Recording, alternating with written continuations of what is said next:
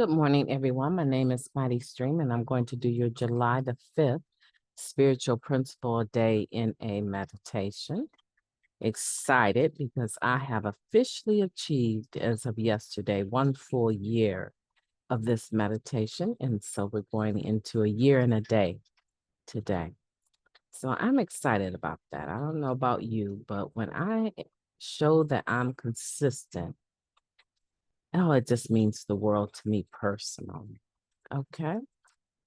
Let's get into that meditation. If you need to reach me, feel free to do so at recoveryofhope21@gmail.com. I'm going to start another podcast soon. And so I'll just continue to listen because I will be giving you the details of that channel as well. It has to do more with a book that I've written, and I'm still tweaking it, doing the editing.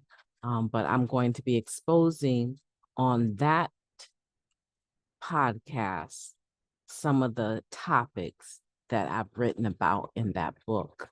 So you'll definitely want to follow me along to that page, okay, to that channel. So hold on for the details. But in the meantime, let's talk about this beautiful meditation in front of us.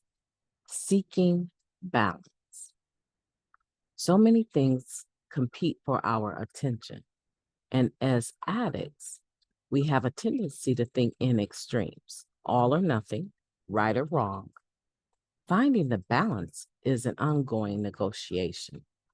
That comes from the Living Clean book, Chapter 1, opening essay. In recovery, when our lives get bigger, our already questionable attention span is pulled in many different directions. We have our NA life and we balance it with work life, school life, home life, family life, sex life, and more. On top of that, we are now able to address the consequences of our using, improving our health, dealing with legal issues, making amends, and many of us are also pursuing our interests and goals that bring us joy. Through using the tools of the NA program, including prayer and meditation, we can maintain a manageable balance of all the above. We are living by spiritual principles as much as humanly possible. We're sincerely grateful more often than we aren't. Oh, I love that. What could possibly go wrong? Sometimes it's a truly life-altering event that will throw us off balance. Or maybe we make a mistake we can't run from, or we don't achieve something we worked hard for and feel we deserve. Other times, if it's only that we spill a glass of water, we'll want to smash the glass and drown ourselves in the water. Seeking balance, both in terms of our inner life and how we spend our time, is an ongoing negotiation. Reacting in extremes to our mistakes or what we can't control will wear us out and make us vulnerable to our disease. Just because we're clean and doing well doesn't mean that life will consistently get better and better without fail. We can be vigilant, but we can't prepare for everything. If we have our program as a base and a constant in our lives, we will have spiritual principles, relationships, and a higher power to lean on when life inevitably shows up. Life is unpredictable and can be chaotic. It's the seeking of balance without the chaos that will help keep us clean and moving forward. I can commit to pursuing balance among all areas of my life, but it's just as vital to my recovery that I accept life's chaos without adding to it. What a beautiful meditation. Let's take a moment of silence, followed by the we version of the Serenity Prayer. Moment of silence now.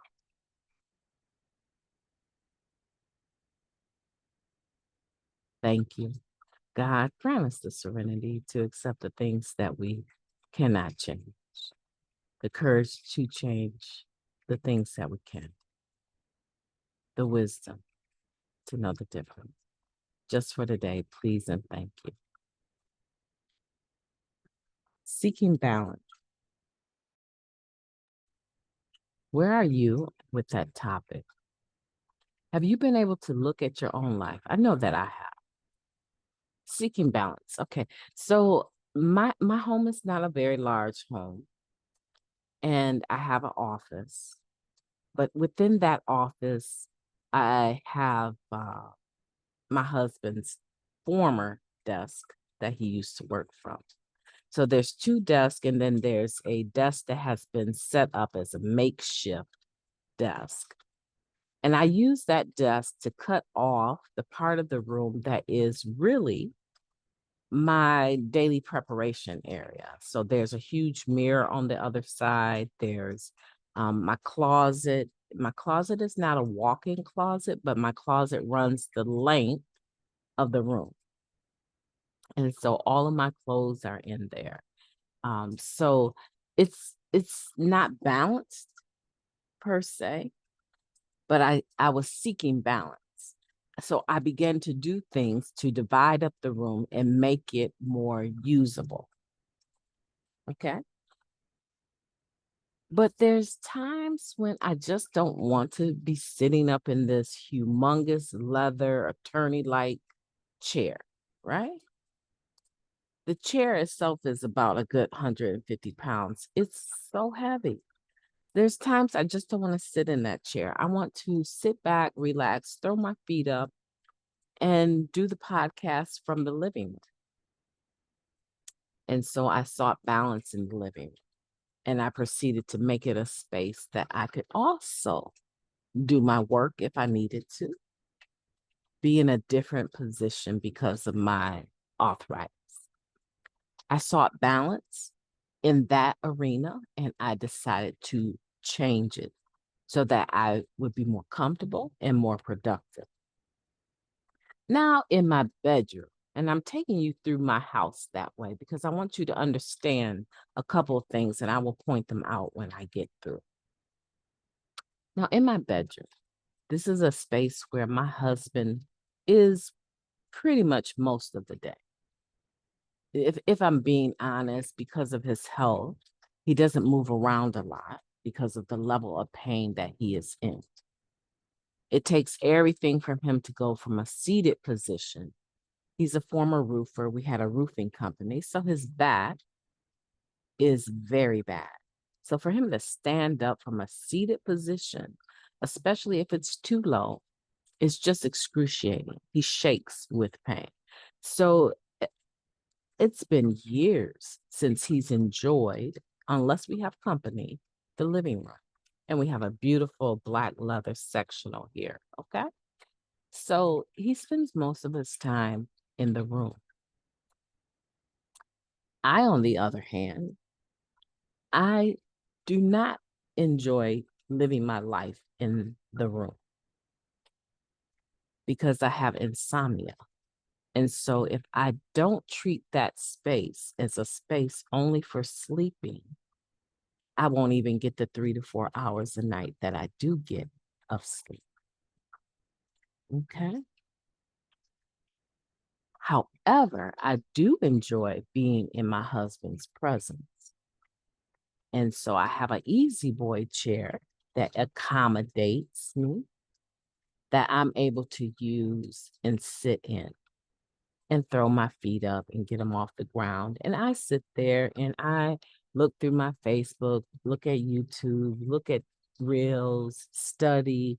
I do different things, but they're not those important things that are important to me and what I do for a living, right? It's just an entertainment type situation. I sit there in the easy boy chair. And then when I'm ready to retire, I retire to the bed on the other side of the room. I accommodated for the purpose to find balance by putting that chair in there. Okay. So here we go. Your house